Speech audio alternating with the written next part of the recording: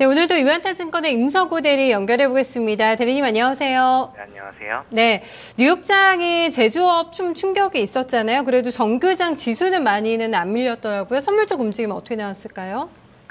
네, 다우 선물 차트 보시면서 어제장 한번 살펴보도록 하겠습니다.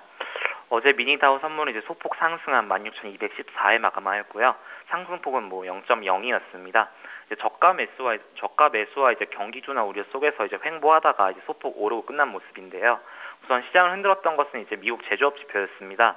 앞서 이제 어제 오전에 발표된 이제 중국 9월 제조업 PMI가 6년 6개월 내 이제 최저치를 기록하면서 이제 경제 둔화 우려가 이제 확산된 바 있는데요.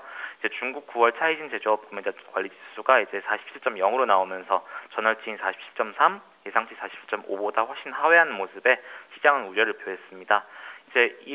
이에 연속해서 이제 미국 지표가 과연 어떻게 나올지 투자자들의 이제 이목이 집중되어 있었는데요. 어제 미국 9월 제조업 PMI는 53을 기록했습니다. 2013년 10월 이후 최저 수준으로 이제 내려가면서 중국의 이제 연이은 경기 둔화 우려를 낳았는데요. 이제 연이은 제조업 지표 부진으로 인해서 원자재 관련 종목들과 또 제조업 종목 중심으로 이제 주가들이 하락하면서 이제 지수 선물이 또 빠지는 모습을 보였습니다.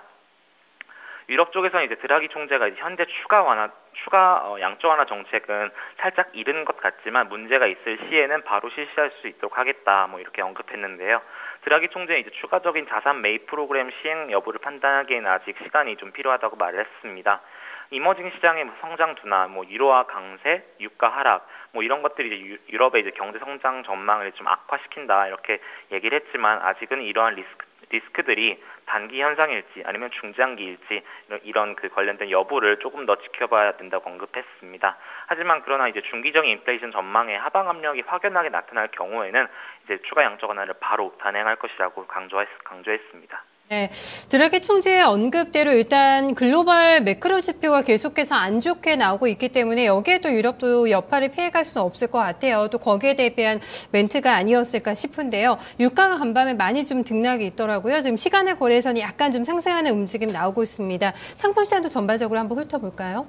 네, 원유 차트 선물 보시면서 한번 살펴보도록 하겠습니다. 어제 EIA 주간 원유 재고가 나왔습니다.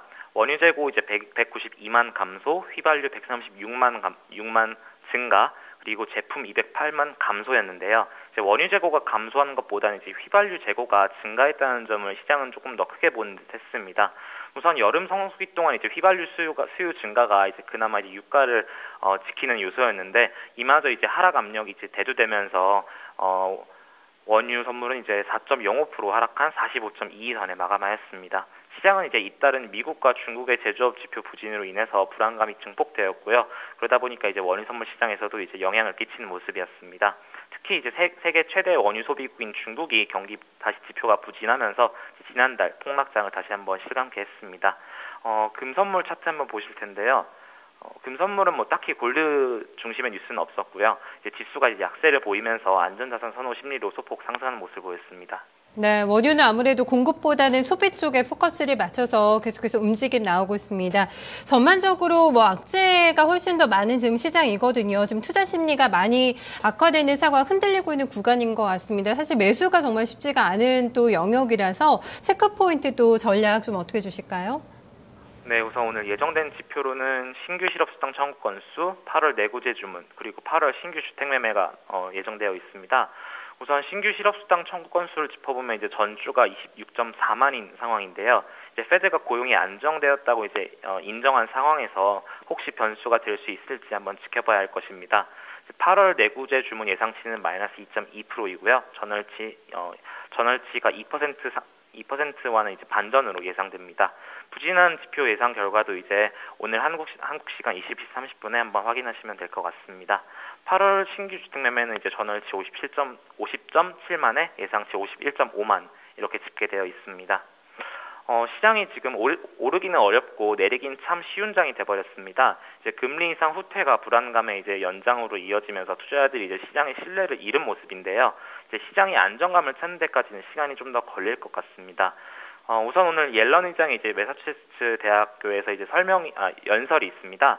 이제 물가와 고용이 주제인 만큼 이제 옐런 의장의 그런 의중을 들어볼 수 있겠습니다.